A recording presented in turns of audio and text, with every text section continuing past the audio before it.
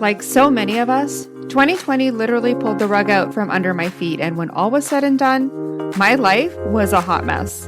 And now here I am at 40 something, healing from depression and anxiety, doing my best to live my best hot mess life, all while making some magic and miracles along the way, using the same sacred feminine principles that I've been preaching for so long.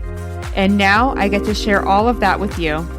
My name is Maria, aka the Femme Coach, and you're listening to the Femcast podcast, the podcast for wild, sassy, and spiritual women who are ready to tap into their sacred feminine superpowers to live their best hot mess life.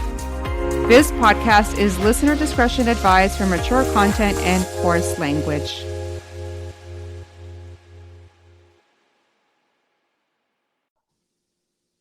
Hello, and what is up? Welcome back to the Femcast. I'm so excited to have you here. And I'm really, really excited that I finally have Emma Berger with me on the show today. She is a very fun, very inspiring young professional from New York City, now living in Ann Arbor, Michigan.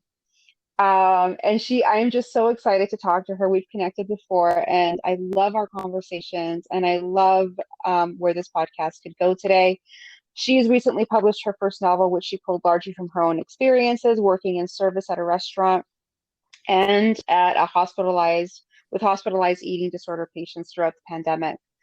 The book, titled Spaghetti for Starving Girls, is a relatable coming of age story set against high octane restaurant kitchens, which I can somewhat relate to, and high acuity hospital rooms. So, Emma, welcome to the show. I'm so excited to have you.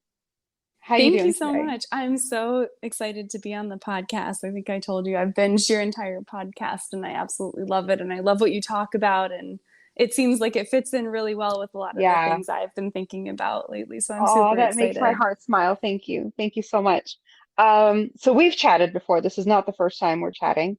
And I do love chatting with you because I always get this feeling of, when we sat down to chat together the first time, I remember getting off the phone. It's like, wow, we can have like such different life experiences and be in such different stages in our lives, and yet have these completely relatable feelings and experiences between us. And it's so refreshing to know.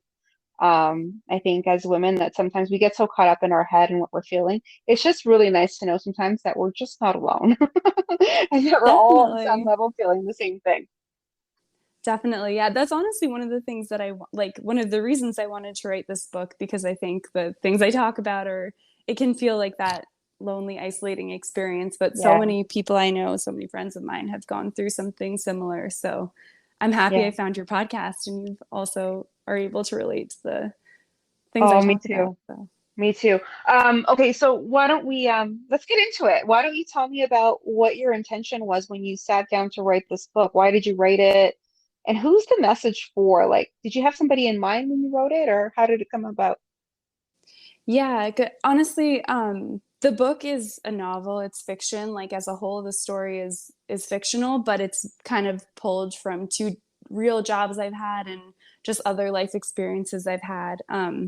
So a lot of it was kind of in my head before I started writing, and I just didn't even know if I was really going to write a full book when I started writing it. But Mm. I wanted to write, and I wanted to start kind of pulling these two threads together. So. Um, I think I was mostly writing for myself at the start, but since it's been out and people have started reading it, I think I've realized the different people it's kind of been for, I guess, or the people who can relate Yeah. to it. And I've heard from like friends who've been in multiple different positions that I kind of describe in the book, and they all say they can relate to it, which I hope they can. So initially it was just my own experience, and then it's kind of hopefully gonna expand from there. That is amazing. What do you think is the one, with everybody having all these different experiences and, different, um, you know, um, walks of life and vocations and where they come from, everything, having all these differences, what do you think is the factor that kind of brings it all together? Have you been able to pinpoint kind of that one theme that connects all of you? Oh, that's a good question. I honestly think um, For most of the people I've talked to, it's been struggling with something that you don't necessarily talk about or you don't necessarily want to talk about, maybe. I don't know if Yeah. it's, I think people actually want to talk about it, but they don't. There aren't that Yeah. many opportunities. In the book specifically, I'm talking about alcoholism and eating disorders and body Yeah. image and addiction, all those types of themes where it's actually really, really common. And I just haven't had that many conversations outside of a very like small circle until this point. And, being able to have conversations like this one, I've been able to actually start some of those conversations with people who I haven't talked to before about them. That's amazing. And I think there's actually a part of your book that I wrote down to bring, and hopefully there's a few parts that really, really, really spoke to me that I kind of made note of, and one of them actually has to do with exactly that. So hopefully we'll get to that point and I won't miss it. But I just want to put a marker on that there's so many things that we often don't want to talk about, or that we would rather sweep under the rug and pretend that we don't want to look at, that we want to pretend isn't happening, or that we don't want to admit out loud, or even to ourselves, really. And I think um, sometimes the most healing thing that we can do is to just be present with those things that we're avoiding for a minute. And you, I think, really did that with when you sat down to write this book, because you can kind of see like the journey unfold, and it's truly beautiful. So I'm really excited to talk about it today.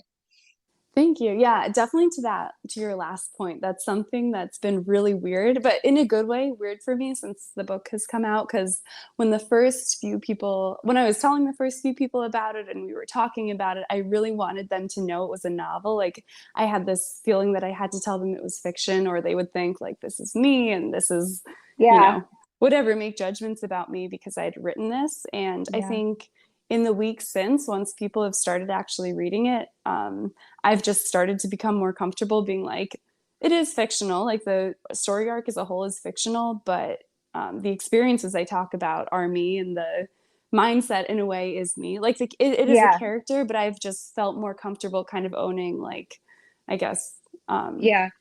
the Okay. themes of the book. Okay.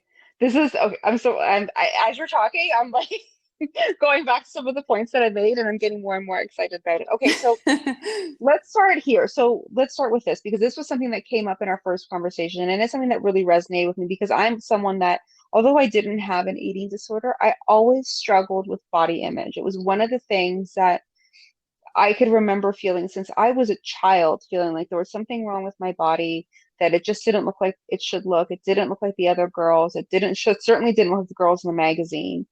Um, and I think from the age of 11 or 12, I was already obsessing about the way I looked. And I wasn't overweight by any means. It was just this inner dialogue going on that was making me feel like my body just was not good enough compared to everyone else's. So, and I think the conversation that we had last time, and I really want us to start here, was this ambition to be skinny um, has nothing to do with vanity. And that's something that I think it's a judgment that is commonly made, or an assumption that it is a vain pursuit for attention, or status, or whatever it is that you're trying to achieve. But it really has nothing to do with vanity, more so as very much an inner journey. So, talk to me about what that means for you, and what we were talking about last time, and how you relate to that idea. Yeah, definitely.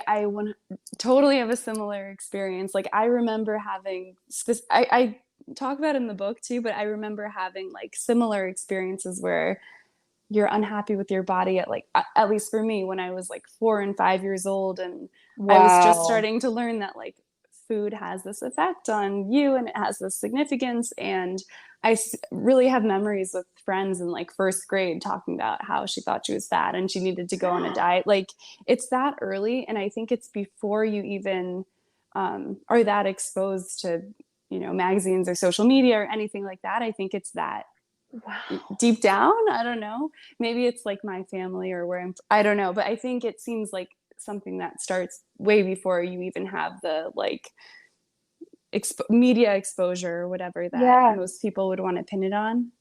Well, that's so true. And I think, when I think now to other situations in my life where I can see like, sometimes, it's conversations, it's not necessarily things we see in media. Sometimes it's the conversations that we hear. So the women in our lives are complaining that they're overweight. And now we are thinking, oh, this is something I need to worry about as children, right? Definitely. Yeah, I'm super fascinated honestly by like where I originally got the thought Mm-hmm. or what I because I really remember and I it's a character in the book, but basically at 4 years old, thinking if I eat this or this thing now when I'm 4, I'm going to be fat when I'm grown up, when I'm an adult. And I don't know where I learned that or where like how I first got that idea. Obviously, it's not true at all, but I Right. remember like having some vague concept that that was the consequence for, eating a certain I way when you're little. when we talked about this, I had no idea that it started that early for you. So what a powerful way to illustrate that this really has nothing to do with vanity whatsoever. It's something that goes much, much deeper than vanity. That quest for being skinny and maintaining an ideal weight. Because what 4-year-old or 5-year-old ever would do something like this for the sake of vanity? Exactly. Yeah, definitely. Oh, that's also something I noticed just working at the hospital with, I sometimes had mostly had eating disorder patients. Like, um, a lot of, there are so many like psychiatric comorbidities that go along with eating disorders that you realize it's so much more about some deeper Yeah. psychic pain and not really a surface level type of affliction, I guess, which is part of what I wanted to get across in the story. So Hmm. I definitely agree with you there that it just goes so much deeper than what people um, would think. Yeah, it's very in many ways it's very similar to alcoholism in that you're typically numbing something or avoiding feeling something else and this is kind of your um what's it called, like your remedy, right? This is your antidote for feeling something else that you're avoiding feeling or facing or dealing with, whether it's alcoholism, whether it's an eating disorder, whether it's a drug addiction. They're all kind of different masks masking the same thing, right? Yeah, definitely. I think it's also the experience of being hungry. Like I've actually never had a clinical eating disorder, never been like Right. diagnosed or anything like that either. But there's almost like this similar physical sensation or like psychosomatic sensation for people who are starving. You almost go into a state where you're drunk or you're high. Like your Yeah, your mind changes obviously in any of those situations. And I think it can be like a similarly addictive experience to be hungry. absolutely. It can be actually, yeah, because now you're focused on the hunger and you're not focused on the pain, and maybe that is the addiction. Exactly. Yeah, Yeah. for sure. There was a part in your book, and I'm just gonna try and quote it as best I can. I've just kind of noted it here, where you write, the woke pastel infographic set will tell you that anorexia was about the desire to make oneself small, to take up less space, less attention, to be less of a person, to reduce oneself slowly, then quickly into nothingness. The girls showed me I couldn't be more wrong. If anything, it was about doing the hard thing. They craved the challenge, something difficult enough to prove their worth. Um, in the decadent West, getting skinny and staying skinny was a similar challenge for the girls. The upstream swim of maintaining their eating disorder was the best exercise of all. That was really Yeah, powerful because to me, it kind of embodied being on this path to worthiness and fitting in and being good enough. totally. Yeah. And I don't necessarily even like think that I guess the mainstream idea about what eating disorders are about is wrong necessarily, but Yeah, I feel like the overwhelming theory that I've heard is like, you know, eating disorders are about wanting to take up less space. And that hasn't yeah, necessarily rung that true for me personally. I mean, I think it's definitely possible for some people, but um in the book I call them the girls, but they're the patients, like the eating disorder yeah, patients in the hospital. And I always got the sense working with them that um, they were trying to achieve something with their eating disorder or trying to yeah. they were just high achievers and very good in school and very focused on that, like becoming something and making something of themselves. And that almost felt like a part of it, if that makes sense. That sometimes becomes an addiction even so in itself. Like even sometimes personal development becomes an addiction because you're constantly trying to better yourself and make yourself worthy, or to achieve something, or to um, be praised or acknowledged for something, or recognized, right? You're constantly seeking that external approval and validation. And I think, so many behaviors that we think are normal, which are, but can be used in unhealthy ways. So even things like self-improvement can be very addicting, because when the core of it is to fit in and feel good enough, it's not coming from the right place. And I think that's the important distinction in anything that we do or experience, right? Exactly. Yeah. Like none of these things, if taken to their extreme, I feel like are healthy. Even obviously in moderation, any of those things Right. can be healthy, but in their extremes, it's, you know, Exactly. And I have heard that actually before in the spiritual community when we talk about the energetics um, of spirituality, when we say, I've heard people say that, usually people who are struggling with eating disorders actually have an energetic predisposition to not want to take up too much space, to not want to be, I have heard that before. They don't want to be mhm. seen. And I think sometimes there's some truth to that. I think it can be, but I think we oversimplify things a lot of the times, especially when we talk about energetics and we talk about the human experience. There's so much more going on beneath the surface. Um, and a lot of times it's exactly what you described. It's this race, this marathon that you just want to complete, so that when you complete it, you finally get your medal and you finally think, okay, that's it. I'm good enough. I'm not going to be abandoned. I won't be rejected. I'll fit in.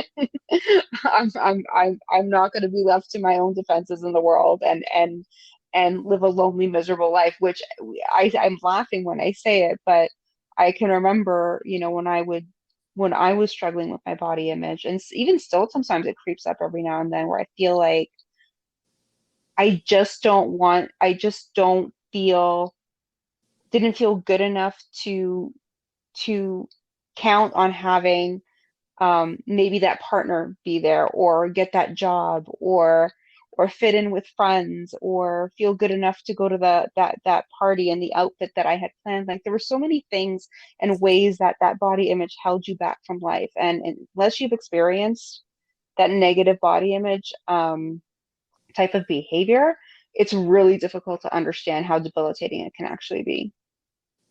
Definitely. Yeah, exactly. I mean, I think there's totally something to be said for that theory, like, you know, re wanting to take up less space or be less, but Yeah, I think what it misses is kind of the aspirational component or the control component where you feel like, you kind of get to choose to make yourself into this thing or into yeah. this like idea that our society idolizes so much. I don't know.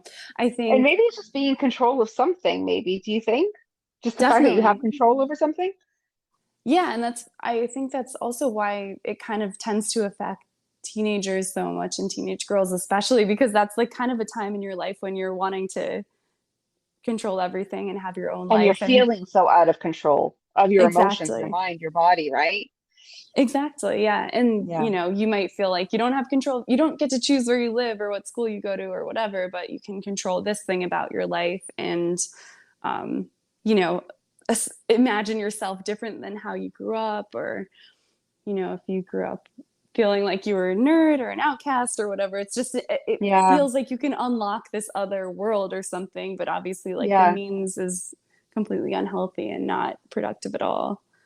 For me, I always felt like the ugly duckling growing up. I really did. And I was always on this thing that I looked different and than everyone else around me. And I was on this never ending quest to just fit in and look like everyone else. I just did not want to, I just felt so different. And I don't know why that was, but I remember feeling that way. Same here. That's super interesting that you said that. Just because Yeah. very distinctly remember, at least in my like earlier childhood, probably like second and third grade, the times that I can think of where it was the worst for me or like the most Yeah. pronounced. It was, I mean, I'm thinking of something, a really specific scenario, but I remember feeling like I look nothing like these people or I act nothing like Yeah. these people. And I'm just on the outside looking in, like trying to become this particular way that I'm not, you know? It really does feel like that.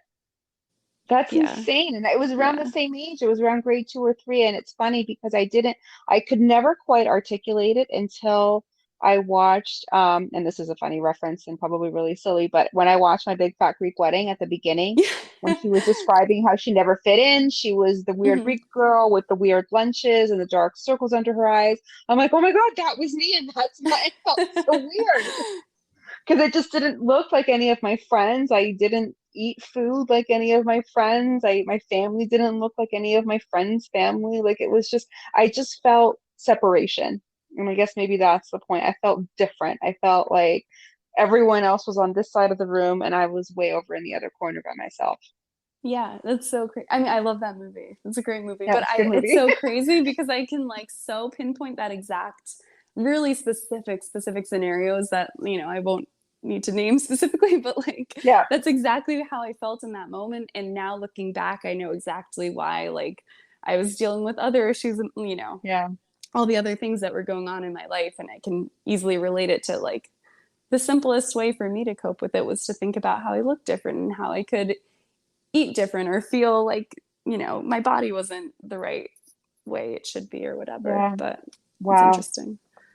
Okay, so there's another part of the book now. I don't know how true this was to your true experience, but I got a kick out of it.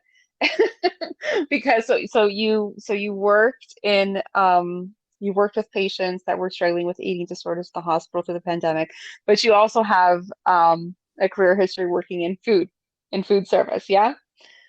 And so in the book, um your character or the character in the book is in Spain and she's working in the food service industry. And I laughed at this part, and I will tell you why. And that is because my ex was a chef. Oh, Um, really? That's yeah, cool. has been for many years, still is. Um, so he was a chef and he worked in a restaurant locally, but then he went to Europe and has since been working in Europe. So when you describe the scene here, I could he would hate me for agreeing to this, but I could totally see this playing out completely. Um, you wrote the cooks ranged from boys to men, sweethearts to asshole, but it was abundantly clear that it was that I was a piece of ass to all of them. We really all were, but as specifically the piece of ass, I was specifically the piece of ass known as mi amor. 6 weeks into working at the restaurant as a runner and several line cook marriage proposals deep, and still, I didn't think anyone in the kitchen besides Chef knew my name. On second thought, there was a decent chance Chef didn't know my name either. Well, that's really cool that I mean, that's just it's such a fun environment. And like, I Yeah, loved working in a restaurant. Like, I hope yeah, to work in a restaurant again someday. It's yeah, definitely like a very unique, well, it's not unique because so many people have worked in restaurants, but, um, you know, it's just such like an energetic and weird environment. And I thought that would be hmm, a cool place to set the story. And also, I just wanted to write about that time because it coincided with a bunch of other things. And I just thought it would yeah. be an interesting, like, backdrop sort of for the story. But Oh, um, it's perfect the way you described it. Because I could literally see it playing out, and it's no judgment on him. I love him to bits. I always will. He was just such a great person in my life. Um, and but just the way you describe the scene, I'm like, oh man, this I could see this totally playing out right now. And it's right. so true. But and it's funny because in later in the next paragraph, the way you were talking about them in the book was you were kind of there was something endearing about them. What do you think that was? um, The yeah, I mean, characters that you talked about. definitely like, I guess just being in a restaurant kitchen, like, at the time, I found it very fun, very like exciting and upbeat. And, you know, the interaction was fun and it wasn't like other spaces, I guess, in my life before. But Yeah. eventually it did kind of like, you know, wear on me in a way. Like women typically, I feel like in a restaurant environment are very objectified, can be very objectified. And Yeah.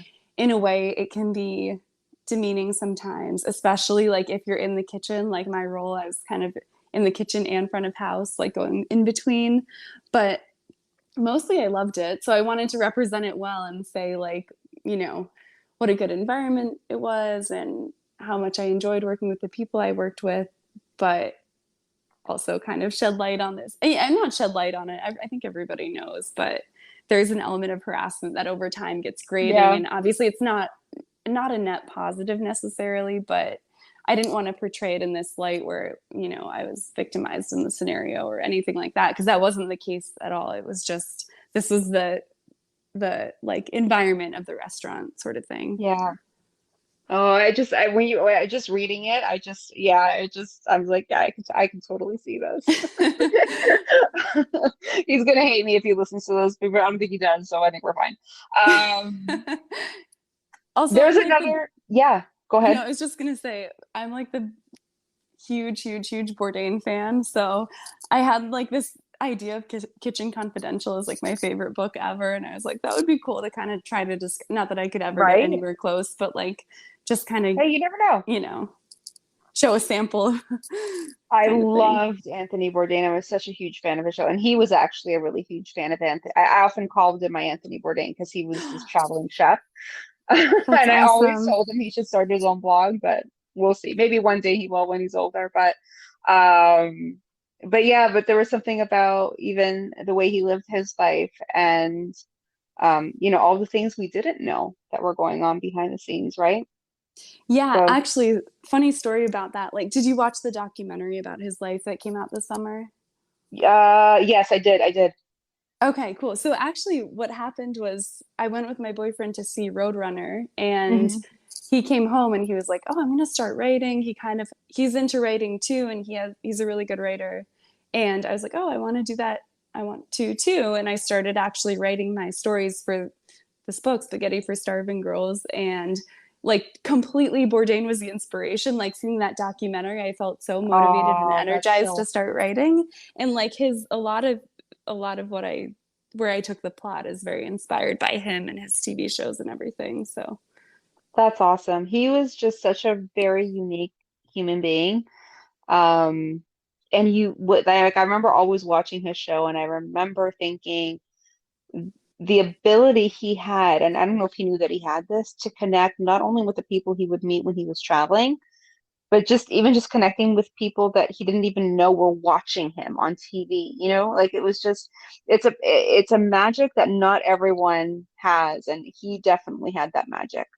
So, yeah, totally. And you learn like later, you know, obviously if you are a fan of his, you know that he struggled with a lot of substance abuse and he was yeah, addicted to heroin and for he had a many drinking years. problem. Yeah, for Yeah. sure. So I think they can go hand in hand, weirdly enough, but Well, I think sometimes, the most powerful um, tool for teaching or lesson that can teach us, how to connect deeply with people is humility, right? And what more powerful way to learn humility than to go through an experience like that? Like, I mean, it must have been very transformative to go through and pick yourself up from something like that. I mean, it's unheard. You hear about addictions all the time, but to be able to pull yourself out of a heroin addiction like that and be able to, you know, just turn your life around in such a powerful way. Wow, like what a story. If only we knew sooner what was going on the yeah. inside, that's a shame. Yeah. Yeah. I mean, obviously, exactly. It didn't, you know, in the end of Yeah, his life, you see the kind of origins or like you see the same person kind of emerge again, but it yeah, definitely is insanely inspirational that he was able to do that and pretty crazy. absolutely. Yeah. Absolutely. There's another part in your book that I really wanted to touch on. Because again, I have another story that can really relate to this, but it really makes a powerful point. And I don't know if it's something that you experienced. You can share with me if you did. But you talk about a dream that you had. So the passage starts, that night I dreamt I was at a cliffside restaurant sitting by myself at a window. looking out at the Atlantic. Every inch of the table in front of me was covered in fatty food, fried potatoes, drizzles in aioli. That I never say that word properly. Aioli, chorizo, skewers, churros, deep cups of molten chocolate, dulce de leche. I shoved it all greedily into my mouth, unable to stop, my hands moving faster than I could think. As I ate, the plates magically replenished themselves. Ravished with hunger, um, I kept eating and eating the food, refusing to be depleted, my body refusing to be satisfied. In a panic, I jolted suddenly awake, sitting up in my bed, realizing I was alone in my room, laid back down, relieved. I hadn't eaten any of it. It had all been just a bad dream. Yeah, I definitely had not that specific dream necessarily, but I've Right. totally had dreams where I'm like, you know, eating junk or binging, whatever it is, just yeah, binge, basically that exact scenario. And then you wake up and you're like, oh my God, thank God that didn't happen. Like it's, There's that moment. yeah, which I don't, So, maybe it's probably not good that I even, probably the fact that I'm even dreaming about it isn't good, but that's definitely happened before. And actually, in my research for the book, like I just was kind of curious about the extent to which this is a common experience. And I definitely found that a lot of people who, struggle with disordered eating do tend to have dreams about eating and being like feeling free to eat whatever it is they want. And that's a common experience, apparently. wow. Okay. So, the reason why I pulled this quote, and I'll share this story with you. So, I used to be a smoker for many years and I quit years ago.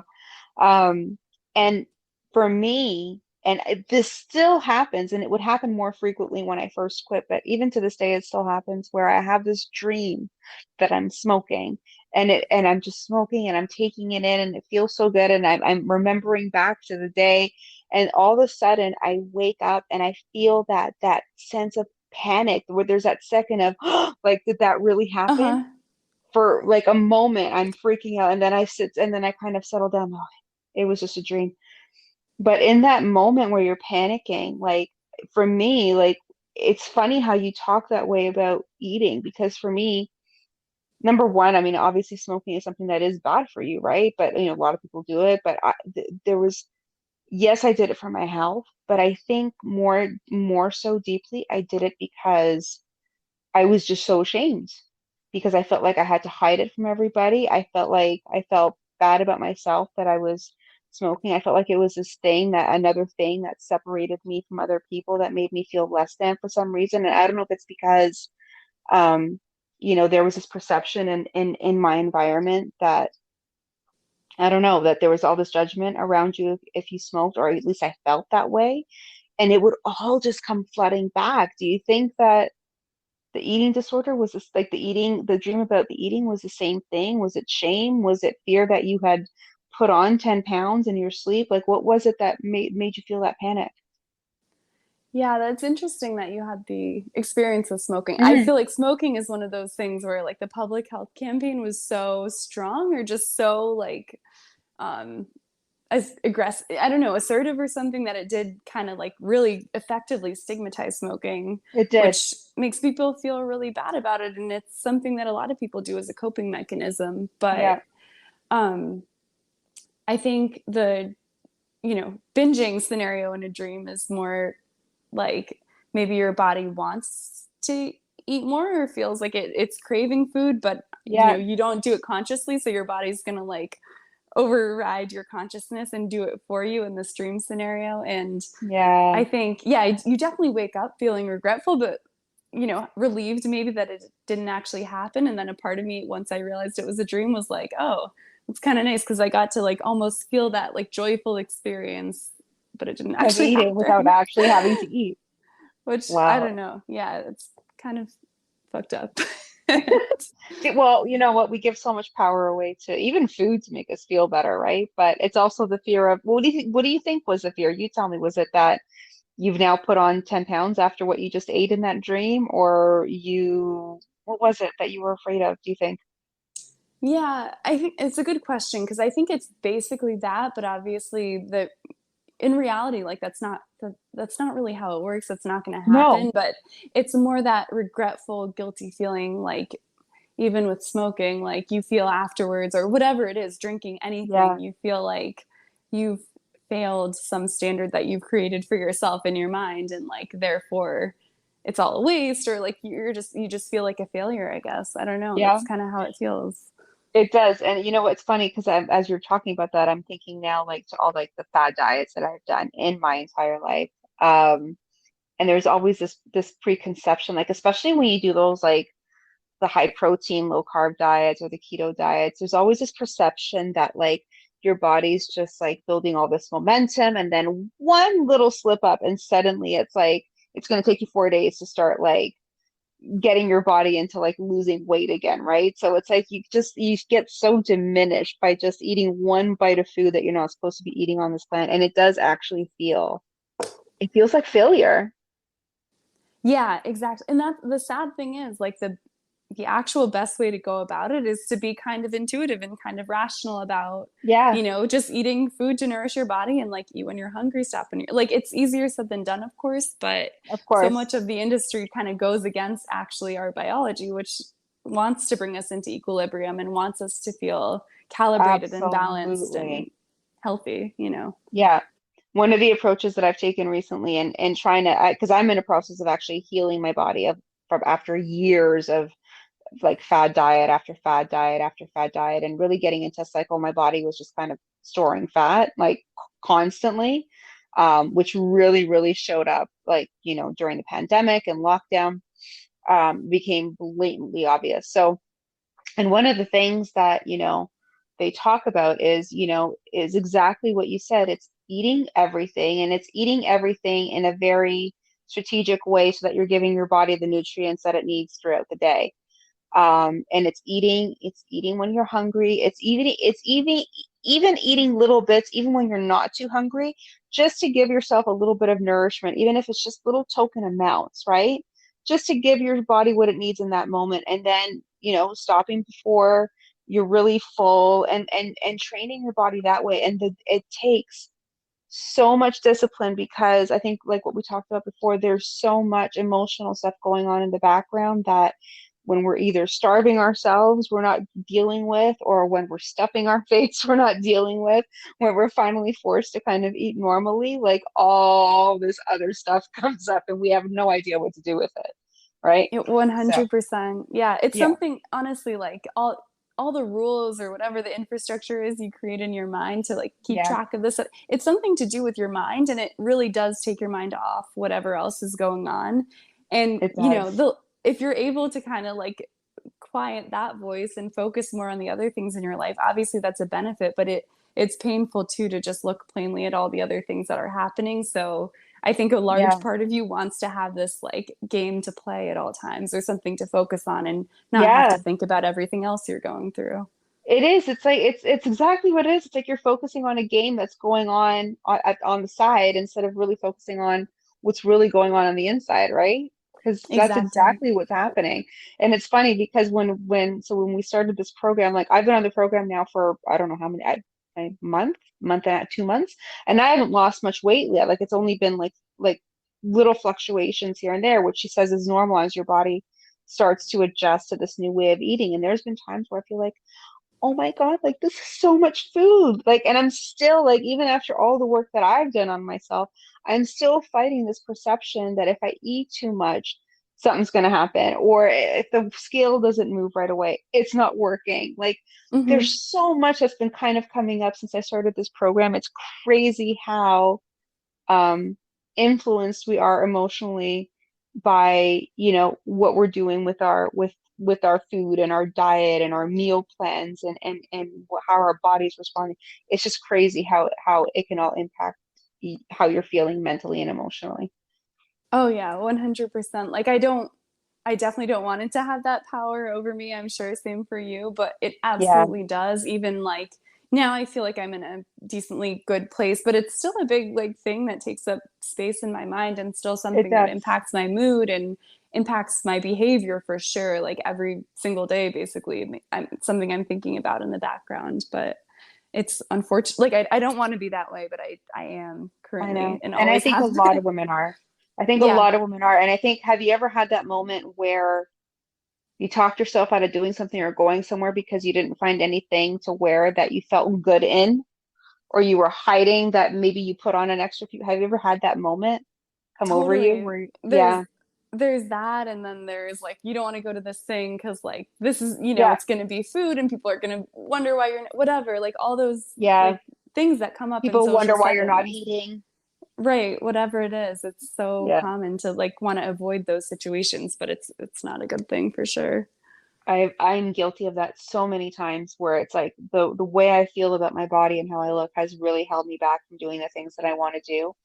And Hmm. you have to take a really good look at that and ask yourself. One of the things that I've done since, is really always asking myself, like, what are the things that I'm not doing because I don't feel like I'm in the right physical shape to do them? And, making a point to slowly start doing some of those things and learning to accept yourself as you are has been a really powerful practice. And I'm not going to preach and say that I'm 100% there yet. But a lot of healing came from just doing that one thing and just allowing myself to do the things that I wanted to do and not letting my weight be an excuse for why I didn't do them anymore. So for Yeah. you or for whoever's listening that this might resonate for, I would strongly suggest that as practice. But okay, I want to shift gears a little bit because you also talked about the 12 steps in the book. Um, is a 12 step something that you experienced personally, or was that something that was fictional? How was your experience with that? Because there was a very well, I'll let you answer the question and then I'll tell you why.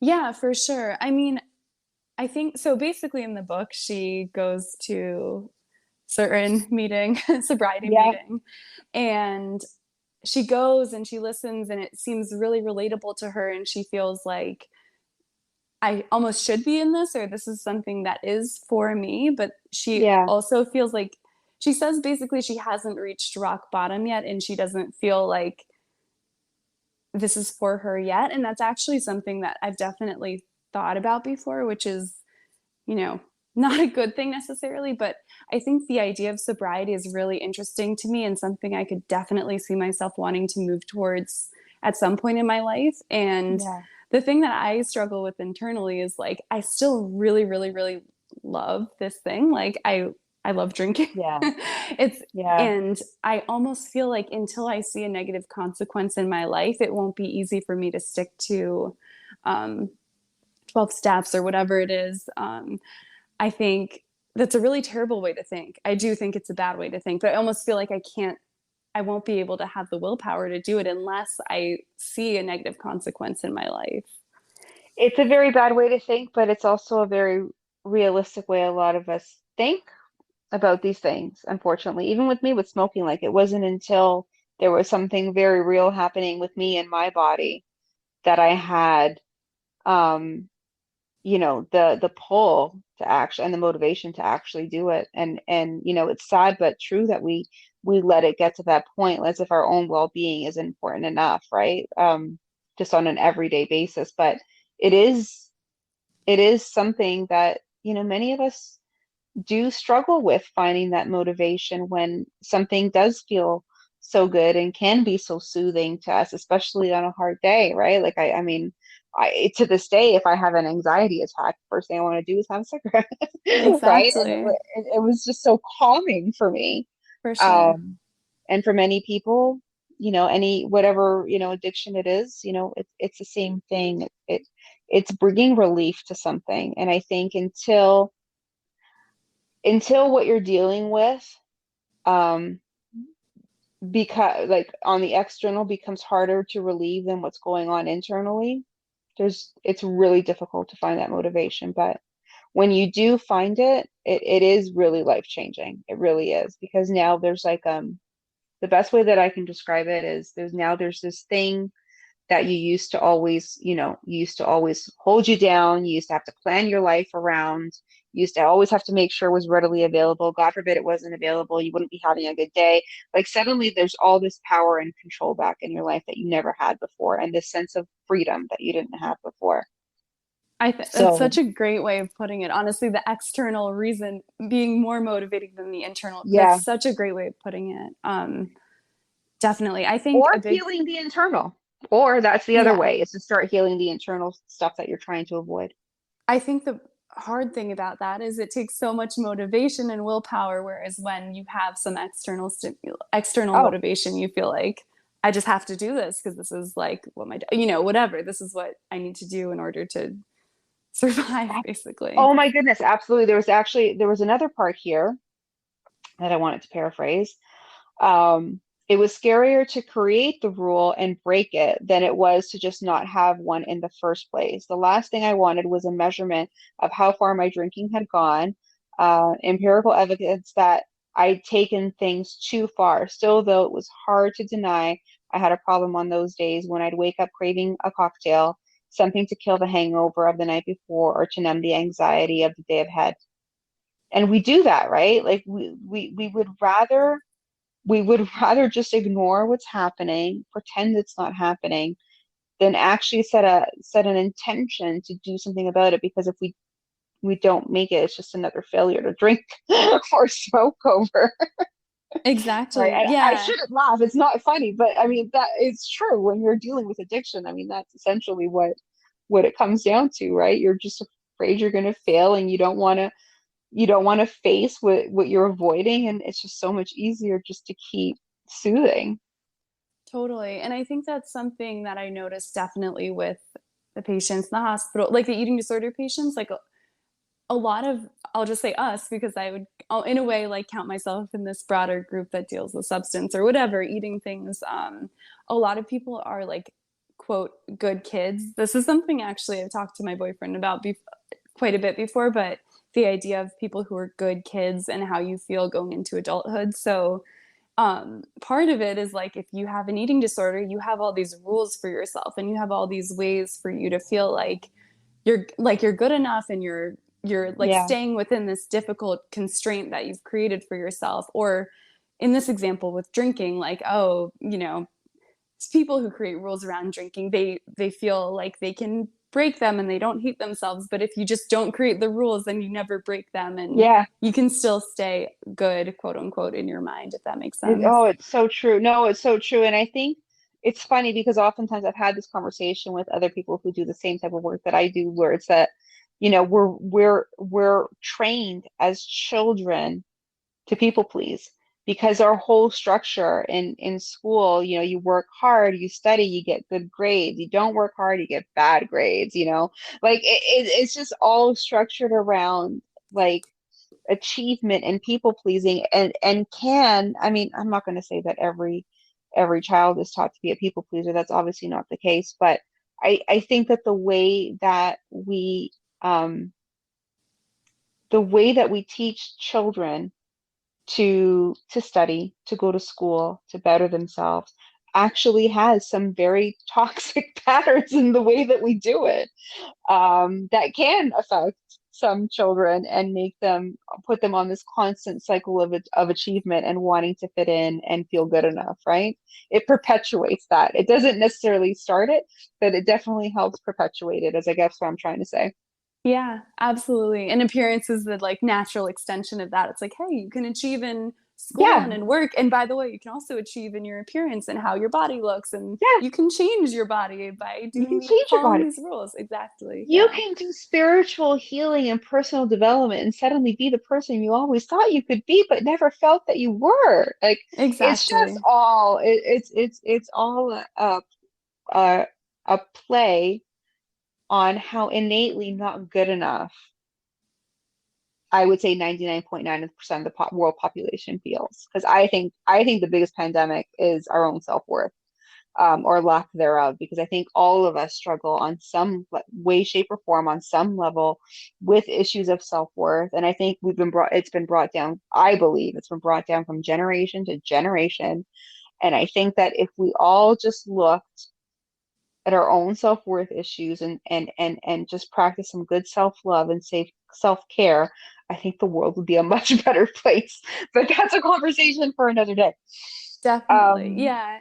I would just say, like, on that same note, basically, the way I see it, or the way I've experienced it, I guess, is like the eating stuff and the drinking can, for me, or substance in general, can go really hand in hand. Because yeah. like the food and eating, that is, you can change your body and make yourself become Yes. who you want to become.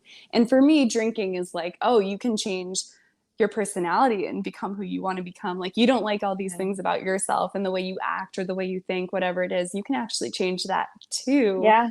with this magic substance. So I think those two things, until you just like yourself as you are, it's Yeah. really hard to resolve. They're both real good mechanisms for people, or they're both real good symptoms of people who are deeply rejecting something in themselves. You know, whether it's physical and trying to deal with what's going on the outside, or rejecting something that's going on the inside.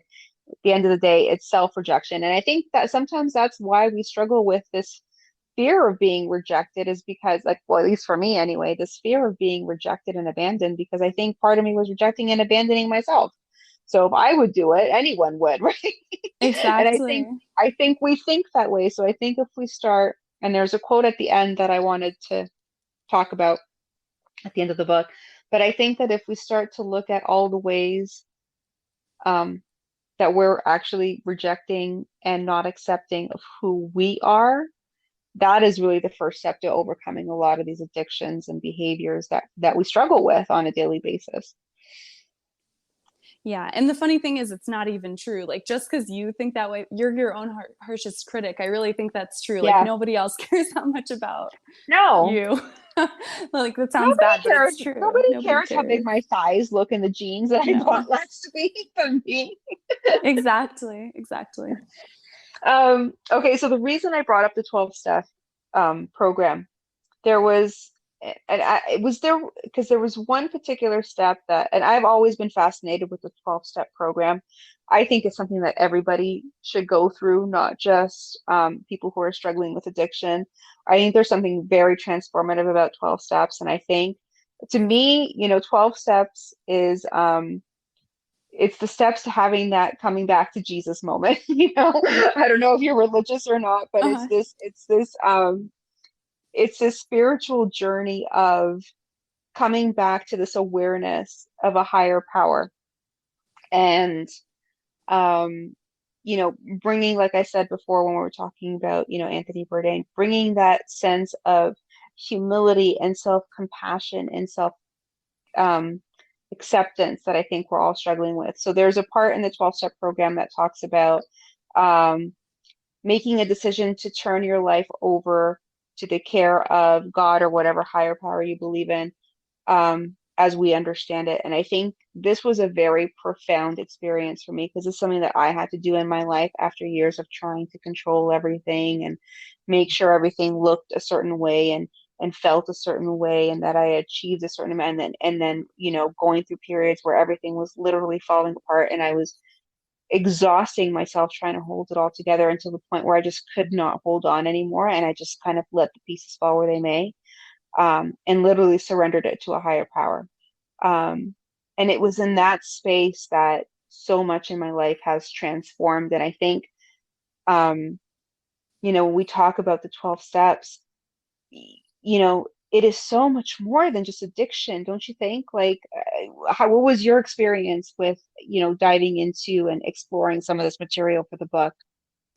Definitely. Yeah. No, everything you just said definitely resonates. And actually, I've very vaguely started writing another thing that deals a little bit more with like spirituality and Mm-hmm. just I don't know, that kind of theme overall. But I was super excited to start exploring 12 steps and kind of how it connects to something deeper, something more spiritual. And like you said, they talk a lot about higher power. And um, I think I like that they kind of leave it open ended. It's not saying like you need to be any one religion or you need to like believe in any No. one thing, but it is, I think, important, and something that I feel like our society is a little bit getting back to that in a way, but it feels Yeah. like missing in a lot of the modern world, I would say, right now. But um, I definitely have like some component of that in my life. And it's something I'm very interested in overall. I almost wish I had more, but like I said, I'm going to try to hopefully explore that more in my next writing project. So,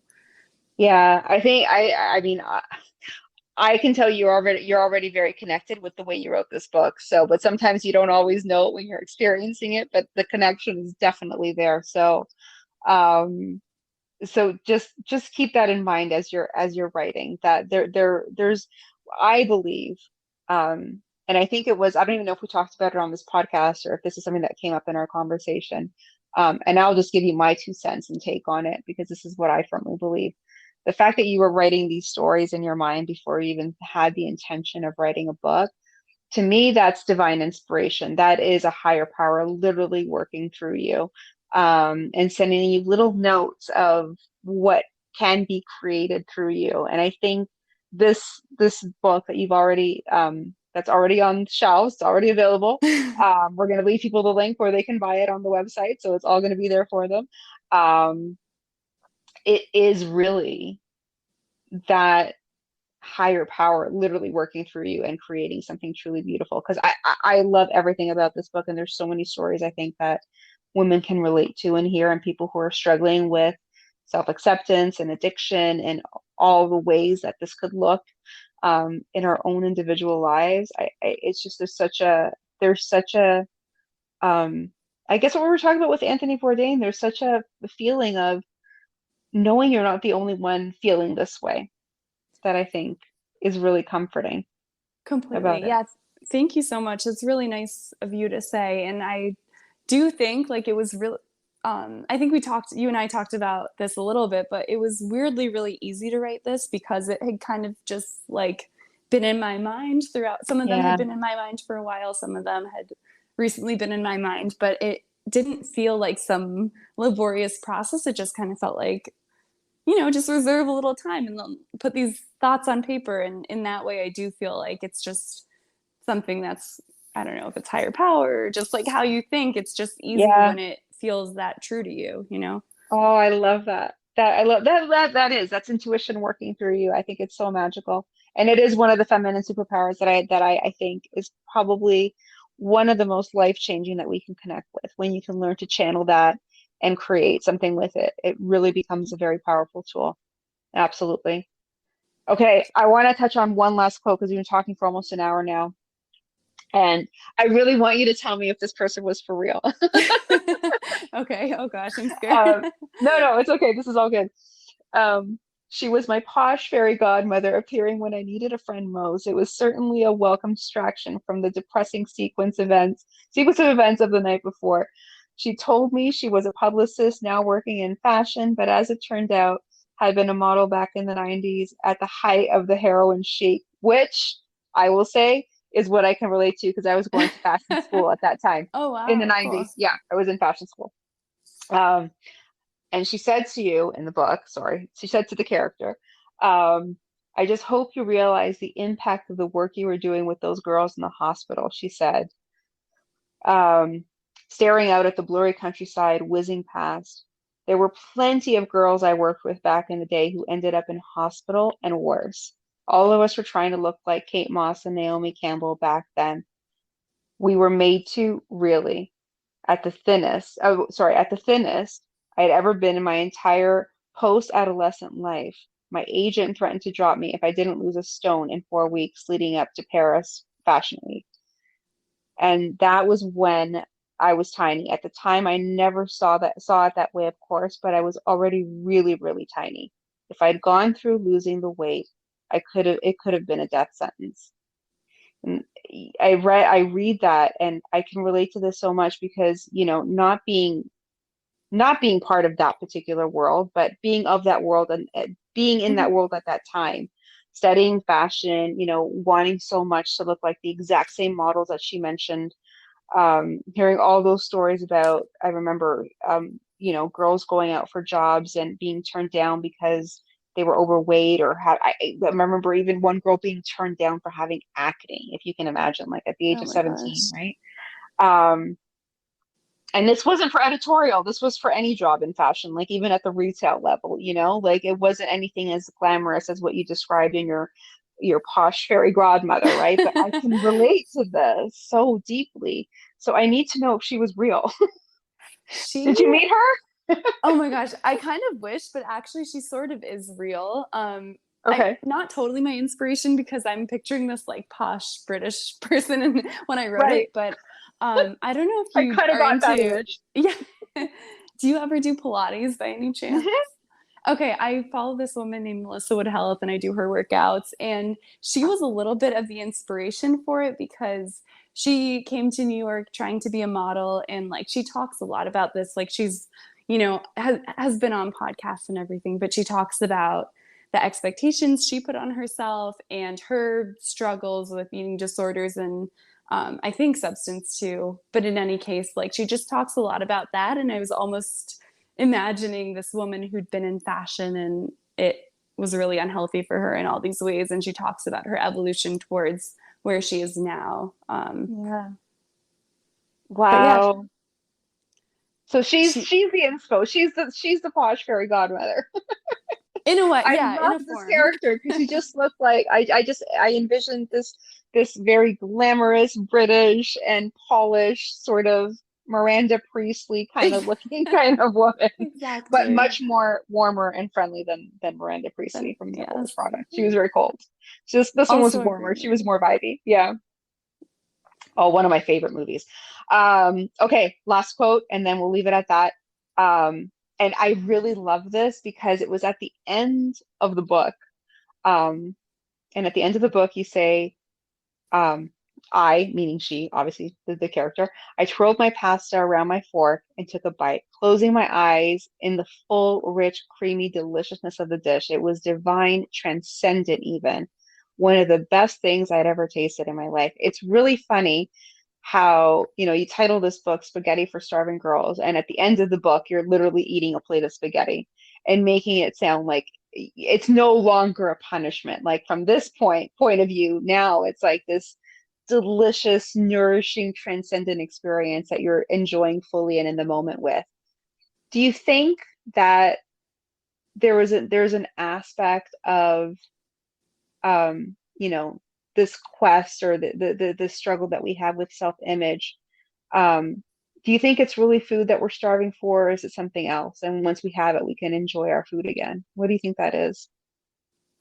That's a very good question. I honestly think it's both because I do think there's this immense pleasure in food and I love food and cooking and I'm just Yeah, like a fan obviously of the industry and all of it. Like I do kind of put that on a pedestal, but also obviously it is for something more. It's like to experience everything, to just feel like you love yourself as you are and you feel like you can yeah. do everything you want to do. Um, but yeah, I wanted to end the book for sure on like a positive note and just this like hopeful note where she's kind of growing up and realizing that even if she's not like cured all of a sudden, she's realizing what's really important in life and also that nobody else cares that much about you or what you look like. And eventually, none of this is going to matter. So you should make the most of every day when you have it now. Amen.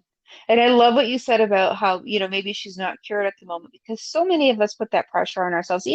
Even like, I mean, I know people in my line of work, even me, I struggled with that, where you think you have to have everything all kind of figured out before you put yourself out there to help other people. And what you learn to understand as you get older and as you go through, all these different moments and phases in life is that it's all just a journey. And, knowing that where you are, you're never finished. You're always going to evolve more. You're always going to have more work to do. Nothing needs to really be completed in order to feel and celebrate how far you've actually come. And it's Exactly. such a beautiful way to wrap up the book. And I can say for me, I think, when we talk about that moment that, you can finally start eating again and enjoying your food. For me, I think it was my own self-acceptance that I was really starving for. And the food was just kind of like a physical manifestation of that, right? And then once you start to feel good about who you are and accepting yourself fully and not making yourself feel like you need to like fit into this certain image, then yeah, food becomes an enjoyable thing, right? And we don't have to deny ourselves that anymore, I think, on some level anyway. Yeah, so well said. That's exactly, yeah, it's your own. I just very well said. I completely agree with everything. That's totally what it is. So what's next from you? What's this new thing you've got going on? Like, what are you working on? What's it looking like? Is it about the 12 steps, or is it more spiritual, do you think?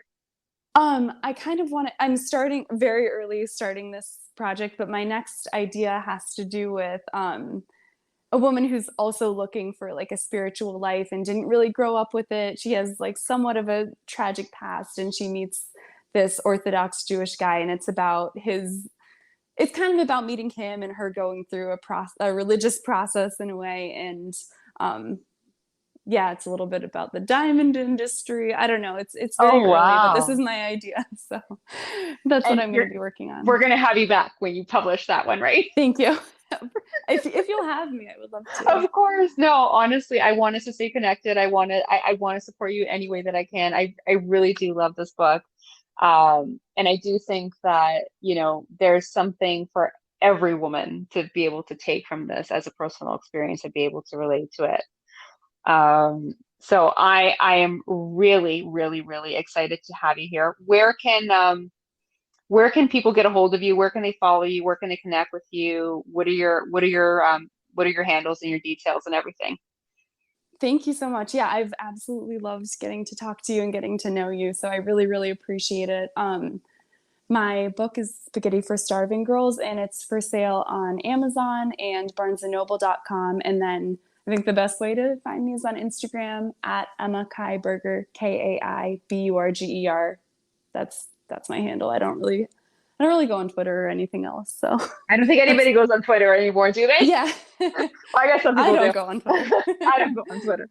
Okay, that is amazing, Emma. Thank you so much. It's been such a pleasure to have you here. I cannot wait to see the results you get with this book, and I can't wait to see what you come out with next. Thank you, everyone, for tuning in. If you have any comments, leave them below. Spaghetti for Starving Girls, make sure to check it out at Amazon and Barnes and Noble. We will leave all her details on the blog below. Until next time, massive love. You've been listening to the Femcast podcast. Thank you so much for tuning in. If you enjoyed this episode, please follow and share. And don't forget to check out my website at www.thefemcoach.com for more resources and tools to help you harness your sacred feminine superpowers to create your best hot mess life. Until next time, massive love.